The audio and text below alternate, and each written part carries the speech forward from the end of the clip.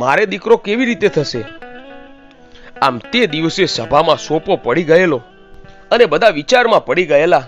ત્યાં તો જીવણ બારના કોઠે ધૂણતી માં વિહત મેલડી બોલી, હે મોતિયા, હાંભળ, 9 મહિને એક નહીં પણ 18 મહિને તને 2 દીકરા થાય તો જાણજે કે આ જીવણ બારની વિહત મેલડી બોલી હતી. ત્યારે ગામ લોકોએ અને સભાના લોકોએ માતાજીને કહ્યું કે પુવાજી, તમે વિચારીને બોલજો. ત્યારે માતાજી બોલ્યા, આ જગતમાં 33 કરોડ દેવતાઓએ ના રચ્યો હોય એવો ઇતિહાસ આ કડીના દેવસણા ગામમાં ના રચું તો હું જીવણ બારની વિહત મેલડી નહીં. આટલું સાંભળી મોતીબાઈ નાયક ત્યાંથી તો નીકળીને કાઠિયાવાડ તરફ ભવાઈ કરવા ગયા. 18 મહિના પૂરા થયા અને માતાજીના વેણનો સમય પાક્યો. ત્યાં તો મોતીભાઈનું પેટ ફૂલવા લાગ્યું. બધા જ મોતીભાઈને લઈને એક દવાખાનેથી બીજા દવાખાને ફરવા લાગ્યા, પણ કોઈ ઈલાજ ન મળ્યો. પછી માં વિહત મેલડી લીલા કરે છે.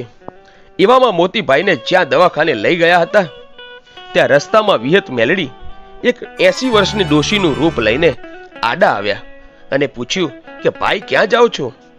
ત્યારે સાથે રહેલા નાયક ભાઈઓએ કહ્યું, ડોશીમાં, મારા ભાઈને દવાખાને લઈ જઈએ છીએ. ત્યારે ડોશીમાએ મોતીભાઈ નાયકની સામે જોઈને બોલ્યા, જગતમાં આ દુઃખ કોઈ નહીં મટાડી શકે. તમારે જવું હોય તો કડીના દેવસણામાં જીવણ બારની વિહત મેલડી હાજરા હાજર બેઠી છે. તે બહુ જબરી અને જોરાવર છે, એના શરણે થઈ જાઓ તમે. પછી બધાએ વિચાર કર્યો અને ગાડું દેવસણા ગામના રસ્તે વાળ્યું. ગામના ચાંપે આવ્યા ત્યાં તો માતાજીને ખબર પડી ગઈ.